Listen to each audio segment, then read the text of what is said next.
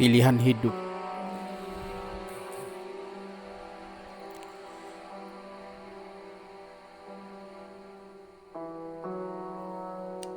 Sekarang kita dihadapkan pada suatu kondisi yang bisa membuat psikologis orang-orang waras terganggu.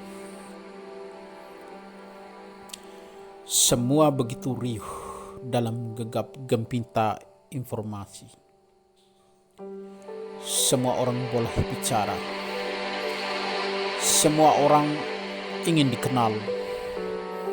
Maka jadilah media sosial sebagai dunia baru, di mana aneka rupa masalah dan pemenuhan hasrat artifisial disalurkan. Di media sosial semua begitu gamblang. Sudah tidak ada yang ditutup-tutupi lagi. Skandal dan aib tidak lagi tersimpan dalam laci meja. Semua terpampang begitu jelas. Kita jadi tahu ada orang yang sujud serendah-rendahnya, tapi korupsi sejadi-jadinya.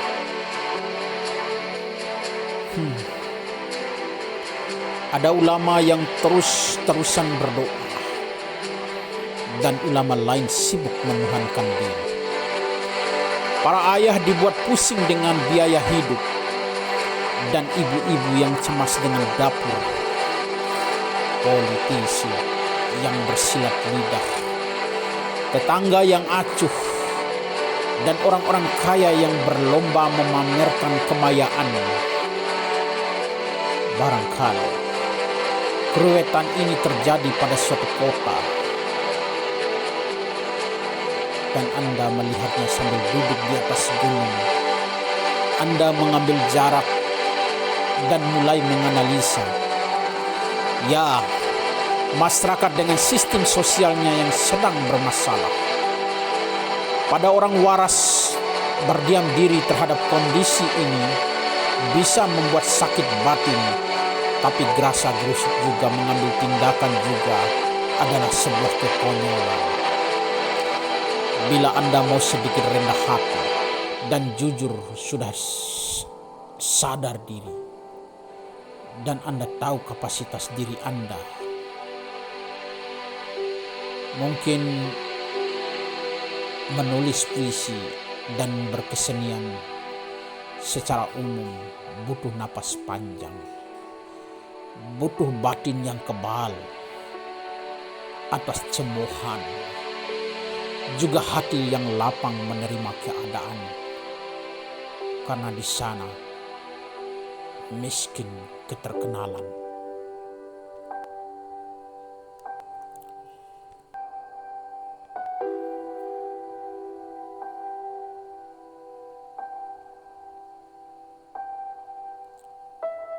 Tidak ada gemuruh tepuk tangan. Tidak ada pamrih yang jelas. Apalagi kita jauh dari komunitas yang mendukung.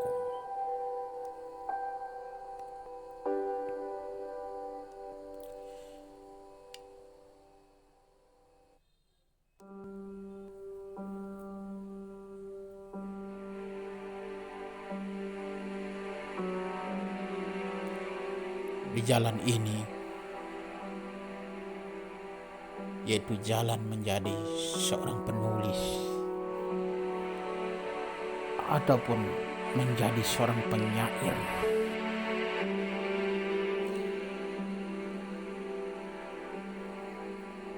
hanyalah sebagai panggilan jiwa.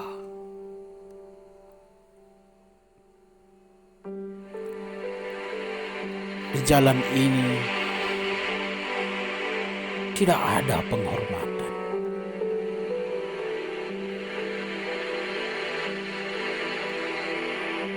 Di jalan ini, yang ku tahu hanyalah pengobat rindu, pengobat jiwa-jiwa yang kosong.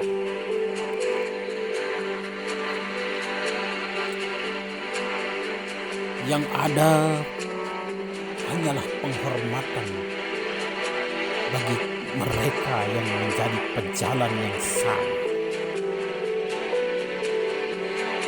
Tidak ada kepastian ekonomi.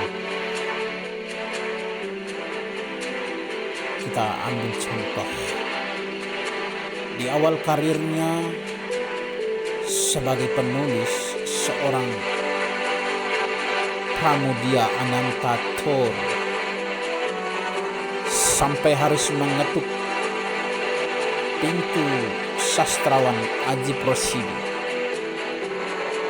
untuk meminta nasi tok karena beberapa hari belum makan. Mungkin bagi kita menyebut lakon mereka sebagai bentuk lain dari kegilaan.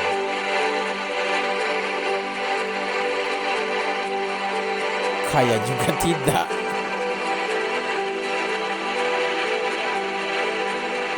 Secara ekonomi juga tidak mendapatkan yang lebih, menjadi orang yang kaya raya atau milioner lah.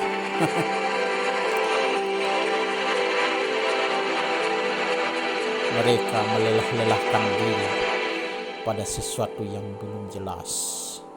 Tapi bagi mereka, inilah pilihan hidup. Mereka adalah penghayat keindahan dan seringkali takjub bagaimana keindahan dibentuk. Berkelin lalu membentuk keindahan lain. Ini terjadi pada saat sama pada objek yang lain dan konstan. Mereka menyelami setiap melihat dari sisi lain dari suatu objek, lalu terserap dalam perasaan mistis. Di sana ada kepuasan batin. Barangkali inilah tafsiran yang paling rendah dari perkataan Sayyidina Ali bin Abi Thalib. Jika Abu Jar mengetahui apa yang ada dalam dada Salman, maka ia akan membunuhnya. Atau perkataan kaum mistik yang sering dikutip banyak orang. Jika para raja mengetahui apa yang dirasakan Al-Halaj, mereka akan menukarnya dengan mahkota. Pilihan hidup adalah jalan misteri. Sebuah keberanian.